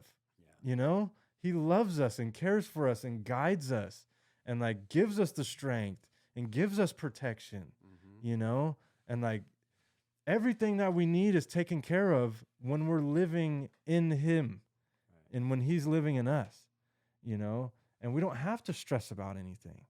You know, the stress that we create Mm. is all self-imposed. Yep. But really, when you're living in his will and like walking hand in hand with him, there's absolutely nothing to worry about. You're taken care of, Yep. you know, and I've experienced that firsthand. I know you have too, and I don't think enough, you know, people in early recovery see that, you know, like it's hard to see it, you Yeah. know, because you're so like you're just healing, Mm-hmm. you know, you're still kind of foggy or you're on cloud nine Right. and like you're trying to get things back and like impress people or you Yep. know what I mean, whatever it is, Yeah. when really you just need to be focused on how can I align my will with God's will and like seek that direction. Right. And You know what I mean? I think so many times, you know, where we go wrong is we get in recovery and we try to go back on what we know, Right. right? The only thing that we know, right? And what's easy to make things happen. How do I how do I do this? You know, how do I hustle this? How do I, you know, I when it's like, man, all we got to do is surrender Mm, to him, not pick up, and all your wildest dreams will be answered. I mean, you know, the path might be way different than what you expected, but yeah. if you stay on it, man, it'll get better and Yeah. better and better. But you have to take that leap of faith, Yeah. right? I don't know how many times where I faced a Y in the road and I was like, man, God, like close every door that is not of you and leave one door open so I know it's you, right? And then when that door is open, and like give me some confirmation because Yeah. I know what I've chose, I fail every single time. So I'm like, I'm scared to go down what I know, Yeah. right? It's always the easy, the fastest way, you know? Yeah. And yeah, when you fully surrender your will, man, it's freeing. It is. It's not an easy thing to do, though. You know, No. especially a lot of addicts are control freaks. You know what I mean? Yep. And it's like you just want to control the outcome of everything. You know, and it's hard to surrender. You Right. know, but it's really the only way. I Yeah. mean, if you want this type of life, you have to. You know, um, so let's talk about the steps a little bit and like Yeah. the recovery program. So why do you think they work and like what did you get out of working them? So, why I think they work is because we get a clear look at how our lives, how we operate, right? Yeah. We get to look at ourselves in the situation. Um, we get to really dial in the things that make us tick, Yeah. right? And and we get to do something different about it, Yeah. right? So I think why they work also is because we're not doing them on our own. Mm. So we're doing them with somebody. You know, I don't know how many times I've tried to get clean and sober by myself, Right. and it failed. Yeah. You know, every time I was heartbroken, I was by myself, Yeah. and I failed. But you know what? If I'm standing with a group of guys and I get heartbroken, they're gonna lift me up the way I need it, Yeah. right? They're gonna encourage me. They're gonna say, hey, you know, go to some scripture, go to the steps, Yeah. go to, you know, pick up some literature, right? Yeah. And I'll be able to go to the source. Yeah. But yeah, I think yeah, the community, right? The recovery, like the fellowship. Like one addict helping another is without parallel, right? We relate to each other. We have the shared experience. We know what it feels like, you right, know.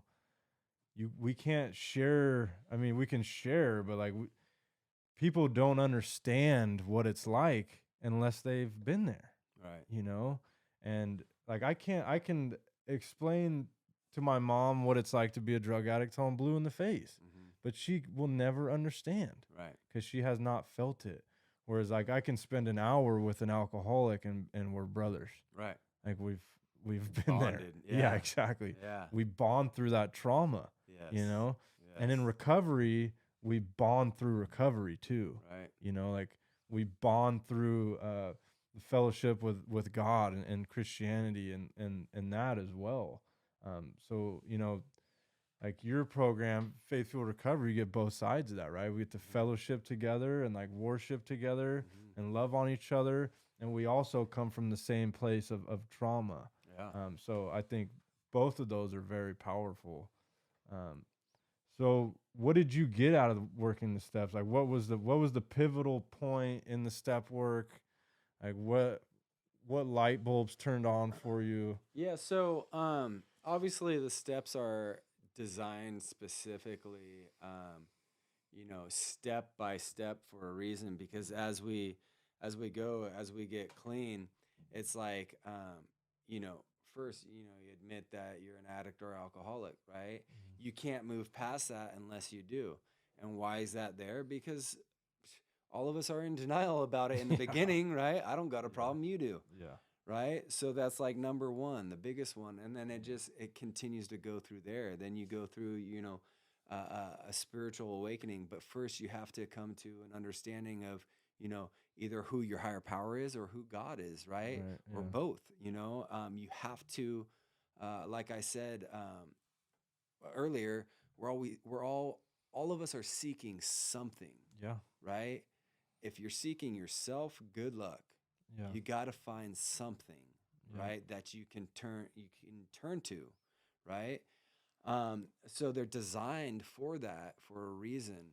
And then taking a personal inventory, looking at yourself, Yeah. cleaning house, right? It's all designed, That honesty. right? Yeah. It's all designed for a reason so that we don't get sober, stay sober, and we're still a McA-hole, Yeah. Like we need to The dry change. drunks. Right. Yeah. Absolutely. We got to change who we are. Yeah. Like I'm not an alcoholic. I'm not an addict, right? I just suffer from life issues that caused me to, cope Yeah. with drugs, with alcohol, right? That's not who I was, Mm. right? I'm Nick. I'm a good dude. Yeah. But, when I drink, when I use, like, I'm not that same person. Right. So it helps you to find yourself again, Yeah. right? You get to go through, take a daily inventory, Mm. right? Constantly, I'm like, you know what? I was wrong. Yeah. My bad. Why? Because that's very important to do, Yeah. right? We gotta admit, right, where we were wrong when we promptly admit it, right? Because otherwise we walk around offending people all day long, right? Yeah. Just having that awareness, like, how am I acting? Yes. How am I behaving in society? How am I treating other people? Right. Am I manipulating these situations? Am I being greedy? Like, am I being a jackass? Right. Like, how am I being mean to my wife? Like, having that awareness, like taking that inventory, and Right. then when you're wrong, you promptly admit it, Exactly. and say you're sorry, dude, and mean it. And don't just say you're sorry, but actually change your behavior. Right. You know what I mean? Like, it's one thing to just admit, yeah, I'm an idiot, but okay, but let's do something Yeah. here. You know what I mean? Let's change our behavior, because that's how you really apologize, is by changing your behavior, Right. by not doing it again. Yeah.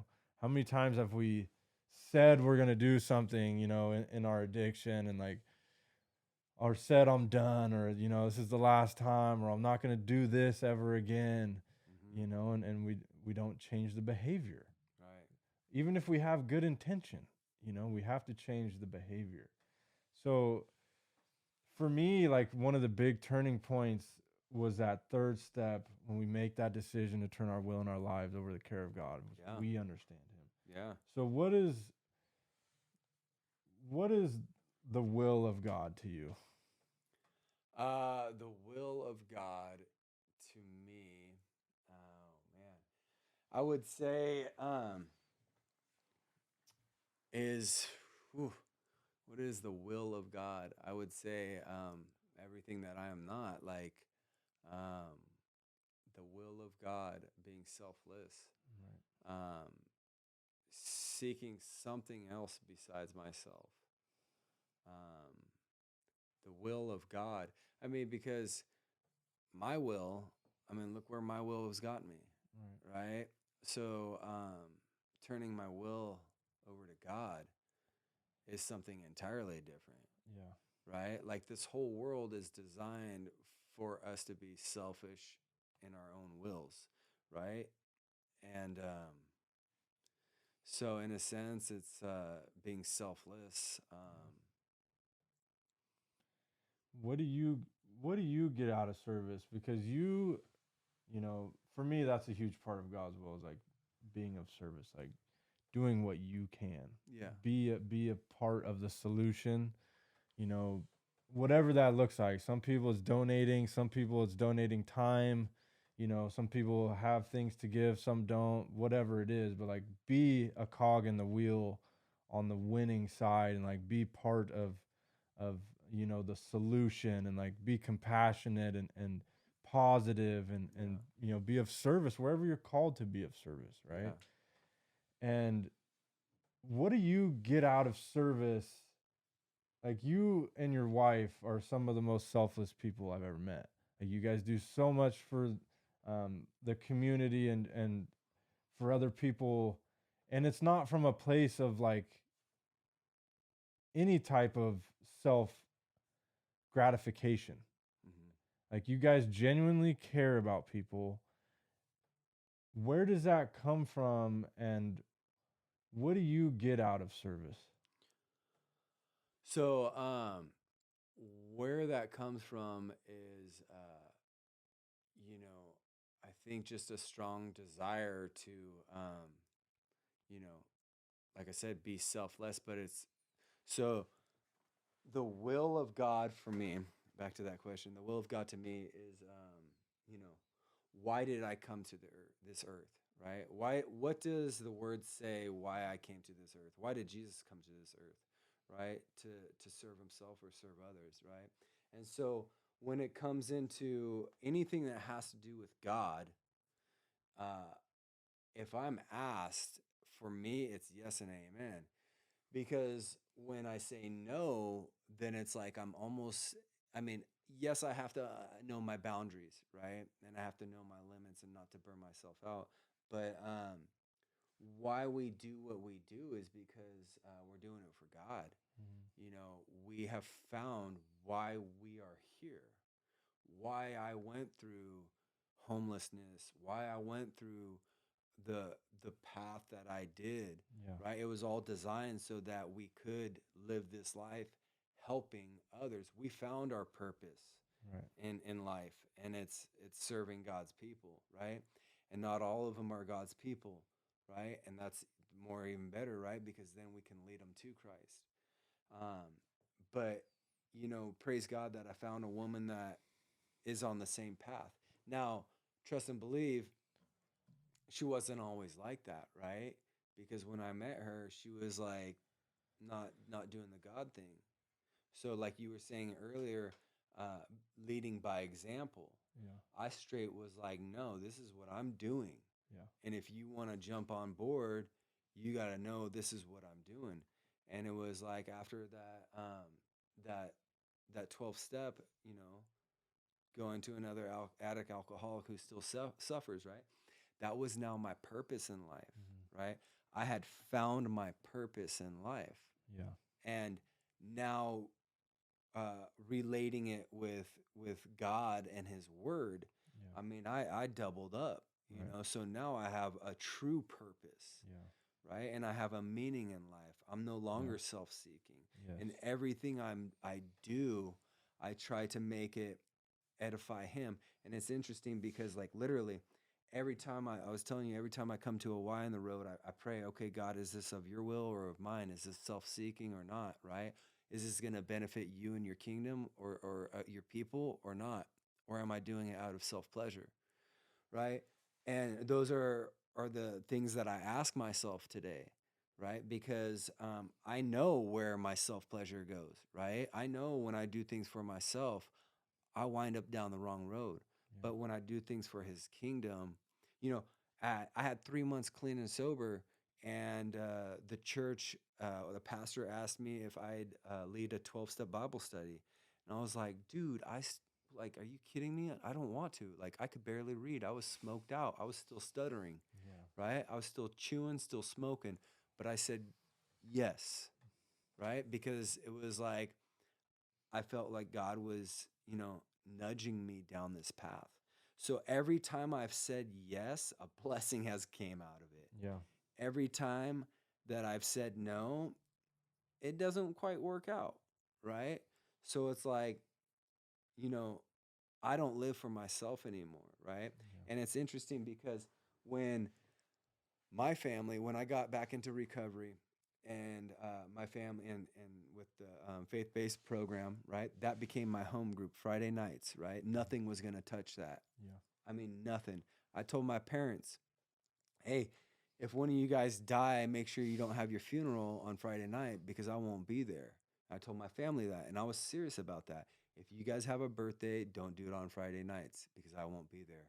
And they didn't understand that. And I told them, look, I have to put recovery and God first in my life because if I don't, you won't have me. Mm-hmm. Right. And I had to be so serious. I had to put it before my family, Yeah. Before everything. before everything. Yeah. And so, you know, like I said, I just started saying yes and amen to everything that had to do with um, God and recovery. Yeah. And I think a couple of things you said that are very powerful, like finding your purpose, and that's such a beautiful part about recovery is that like we feel so, you know, empty in our addiction and we have no direction and we're just like wandering around pleasure seeking and like caught up in the lust of the flesh mm-hmm, and all that. And the beauty about recovery is like all the pain and turmoil that we go through out in the streets doesn't have to be in vain.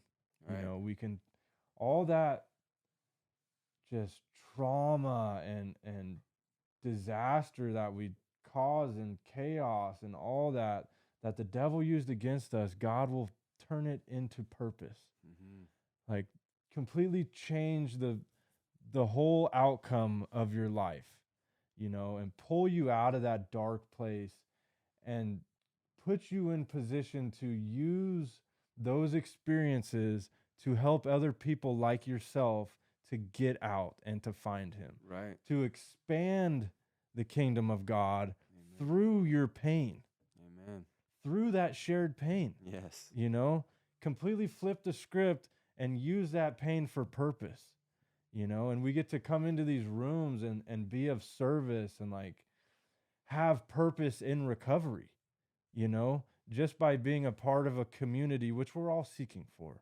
We're all mm-hmm, seeking to be a part of something, greater than ourselves, right? To serve something higher than, and we always are, whether that's money or a job or whatever, we always are seeking to serve something. You're always going to serve someone, right, so what are you serving? right, You know what I mean? mm, And so in these recovery rooms, we get to serve a higher power for good, mm-hmm, and it feels good to be of service, it feels good to help people. It feels good to share those common experiences with people, and I think that that's very powerful.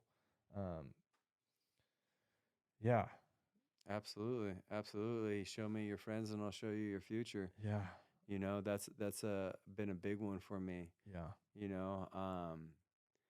know, that's one thing in recovery that I've had to really take a look at, and through the steps I've had to take a look at Yeah. is and being careful and praying for discernment, because sometimes in recovery we're faced with situations that can lead us astray, Yeah. right? And Yeah. and it goes back to those doors being open. Well, which one do I take, right?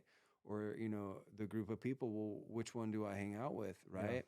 And it's like I had to start praying on it for discernment, because I I wanted to hang with the winners, Yeah. right?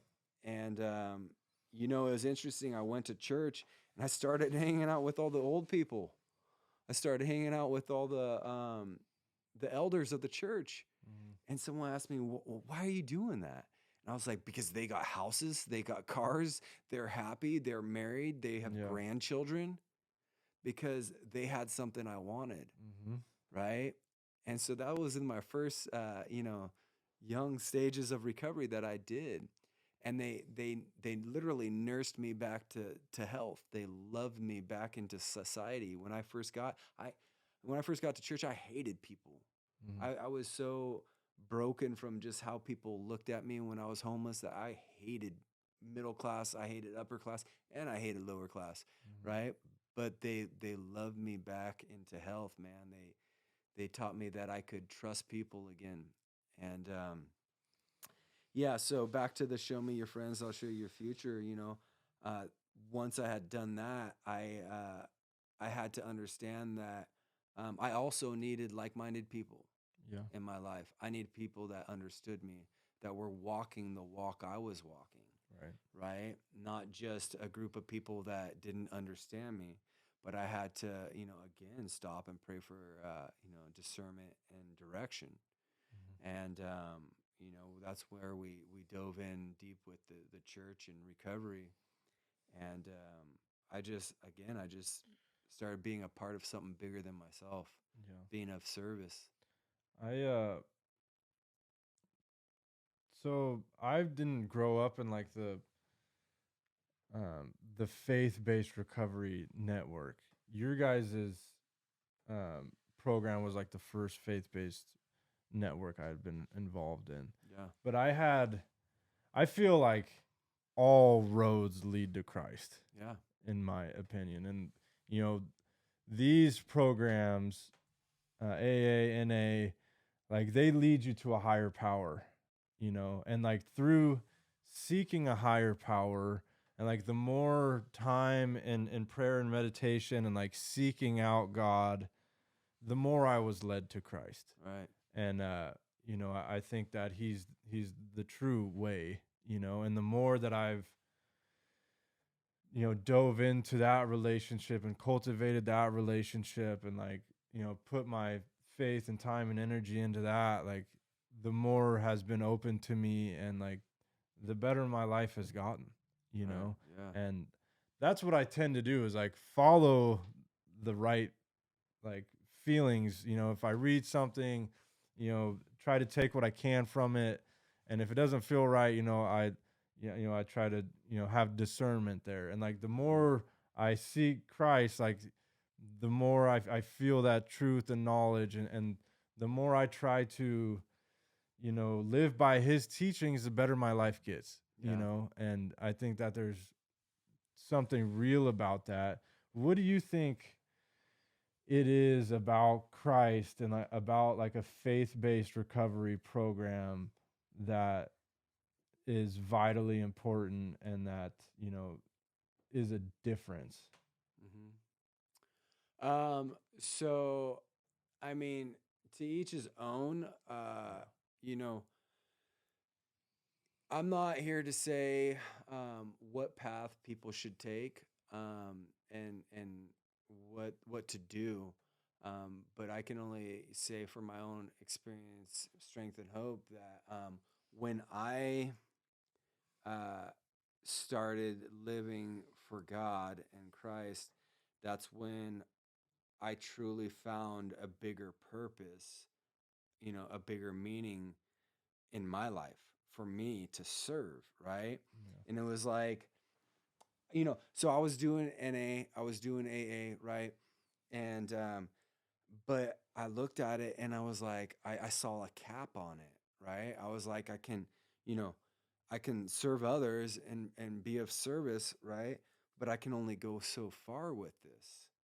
And I knew that, you know, there was more calling me. There was something calling me to something greater, right? Yeah. I'm not saying that, this way is greater than that way or anything like that. But what I'm saying is, man, there was something calling me into ministry, and I didn't know that, right? And so that was a huge turning point for me to go into ministry, and it changed my whole direction. It changed my whole focus in life. It gave me a whole new meaning of life. It gave me, I mean, it has given my family, something to stand on. My, personal family and my, external family. Yeah.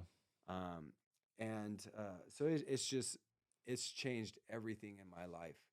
Every decision that I I take, I run it by God first. Everything that I do, I give Him the glory for. Right. I don't want any of the glory for myself because I know where that goes. Yeah. When it came to starting my own business, I first and foremost give God the glory for running my business, right? I don't run the business, He does, right? That's why I got the cross and the hammer on my truck.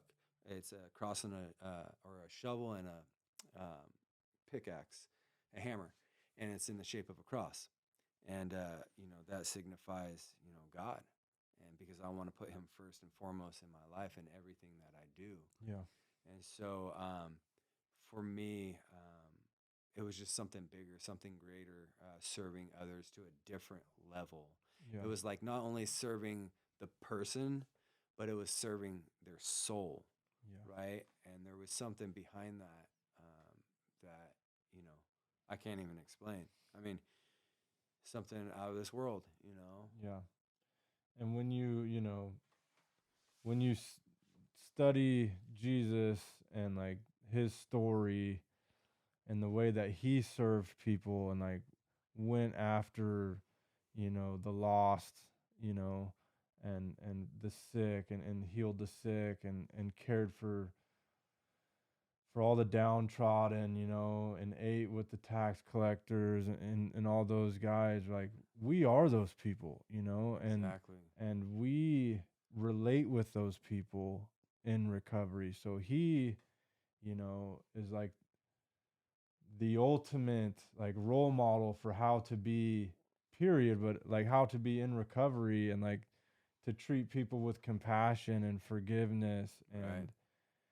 and his teachings are just so perfectly in line and like set the foundation for how to live generally and in recovery, and so you guys started Faithfield Recovery.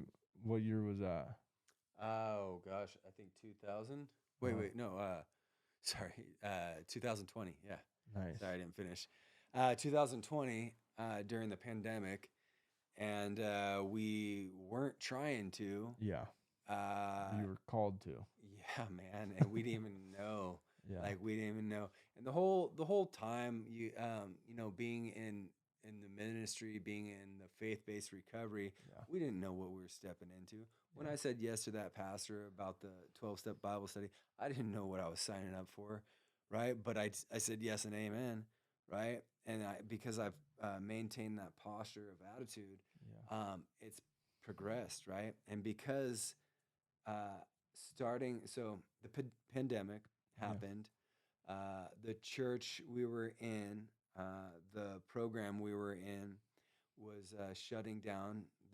The pandemic was happening, so people were coming to us saying, "Hey, so what do we do? Where do we go?" And we're like, "What?" So now we're why are you faced. asking me? Yeah, Where do right, we go? right. And they were going to us, and we said, "Okay." So we prayed on it, and I was like, "Well, does this mean that we're gonna grab the torch and carry this on? And she's like, oh, I don't know. This is Alaina, the girl who I ended up marrying. And so she goes, I don't know about that. That's a lot of work. And I'm like, you're right. It is a Yeah. lot of work. I don't know if I want to do this. Yeah. A lot of heartache, a lot of tears, a lot, especially, ministry can be messy. And so we prayed on it, right? And I said, okay, God, like, if this is the direction you want this to be, where are we going to go then? Yeah. Right? I was like, come on, man. Like, if this really, like, if this is what you want, find us a spot. Yeah. 5 minutes later, Dave Ferrari calls. Hey, I think I pronounced his last name wrong, but he goes, hey, if you guys are looking for a spot to go, you guys can use my field. And we're like, what? And it was just a total God shot. Just like that. I'm Just like that. I mean, literally, as soon as I got done with the prayer phone, yeah. he calls, and it was like, Wow. from there on, every step of the way, we prayed, and he answered like that. Yeah. I mean, literally. And so we knew that it was all meant to be. So I was like, okay, God, well, if this is it, then, roll out the red carpet, make it easy for us, Yeah. right? And it was like, man, people would come up, hey, do you guys need sound? Do you guys need, Yeah. worship? Do you guys need this? And it was like, what? Fell into place. Like, dude, people were coming out of the woodwork, and we hadn't said anything yet. Mm. And so, but it was like, it was traveling through like wildfire. The whole town was talking, and recovery was talking, and people were stepping up. Yeah. I was like, whoa, so we stepped into it in blind faith. And It's amazing how, like, when you're in the flow of life and, like, in God's will, how things just work out. right. And, like, it when there's divine timing and, like, things are meant to be, they will be. Yeah. And when you're obedient, to God's will, and, like, a vessel, for him, and are willing, to carry out his work, like, he will clear the path, Yeah. And it's up for you to be obedient to that. And you guys have been, and what a blessing it's been to so many people.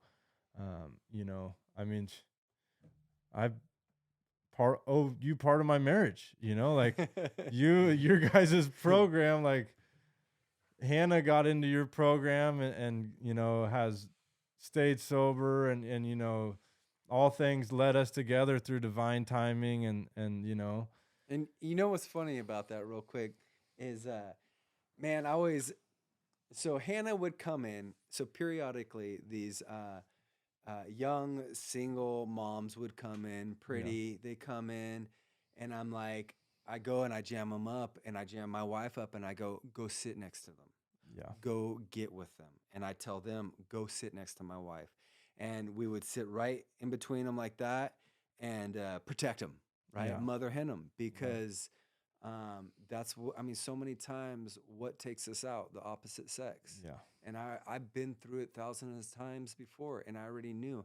And so Hannah came in, and it was like, every time she'd come in, go sit next to us, go sit, right? And I, keep it right next to us, protected, safe, right? mm-hmm. And it was, yeah, man, we always had, a special place in our hearts for Hannah. Well, I And then when she appreciate told us that. about you, I was like, oh, who's this Yeah. dude, right? Like, we didn't even know, Yeah, yeah, kind of protective, kind of like, what's up?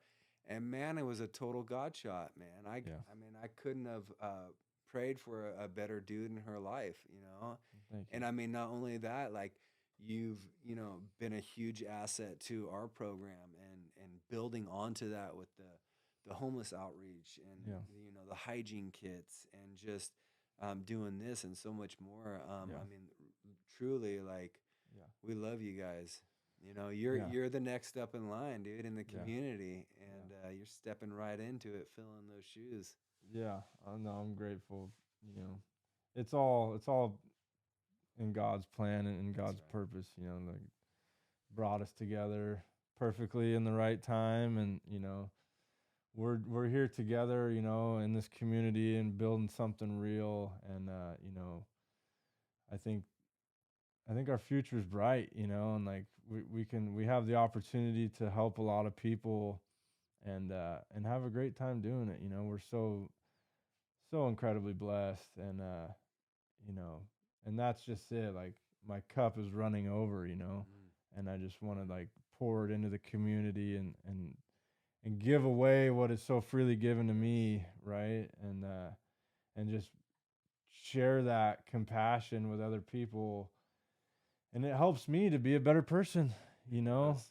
because I come from a space of judgment, like it's hard not to judge people, you know what I mean? And so when I get to practice compassion in the community and just like judgment free, I don't know these people, but like just to be, to try to live by God's principles and like be compassionate to his children, Mm. you know what I mean, to my brothers and sisters out there, and like regardless of what they've done and what they're going through, but just like try to be a little bit of light in their life and show them that there's a way out of this, and clean their wounds and Mm. feed them and give them hygiene and love on them and pray for them. And Yes. I think it's a beautiful thing. And you know the more that I'm obedient to like these directions and suggestions that I'm given in recovery,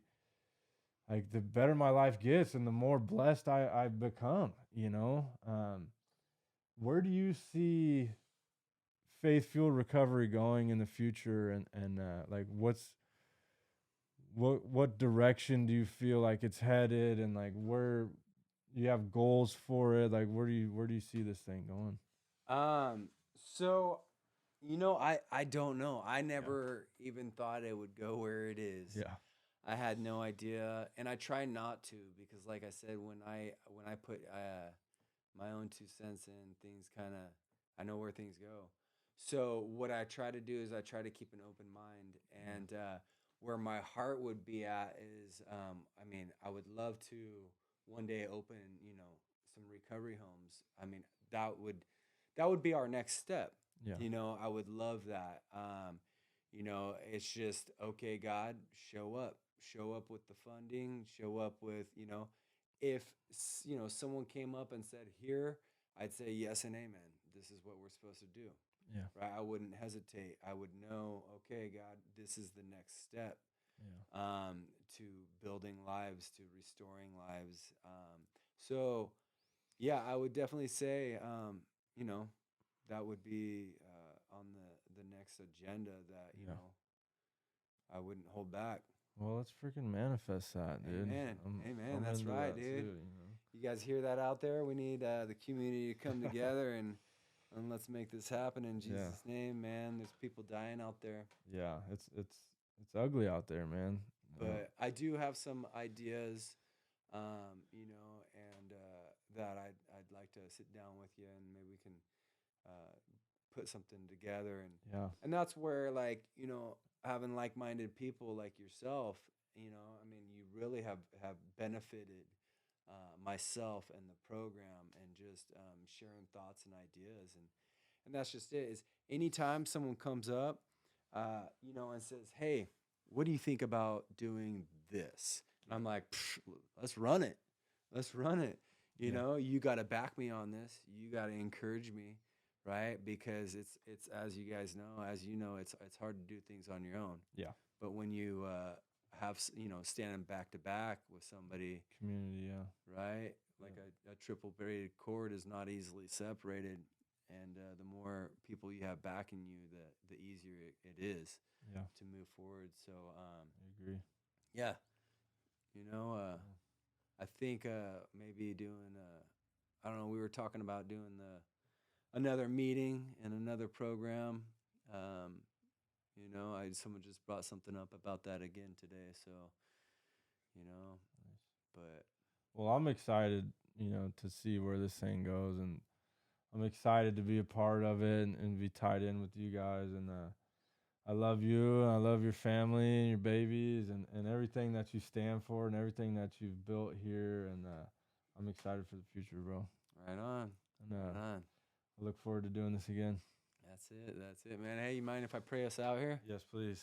All right. Thank you, Heavenly Father, for this time just to come and just to sharpen my iron with another brother, Lord, and just to get down to it, Lord, to understand what it looks like to walk in this life of recovery. That it's not a perfect road, Lord, but when we have brothers backing us, and for the women when they have women backing them, it's much easier. We thank you for this road of recovery, Lord. We ask that you just be with the addict and the alcoholic who are still out there, still suffering, Father, that you may just make a way for them to find recovery, Lord, to open that door into a program, into a jail cell, somewhere where they will seek the recovery they need. In Jesus' name I pray, amen. Amen. Thank you. All right, thank you, bro.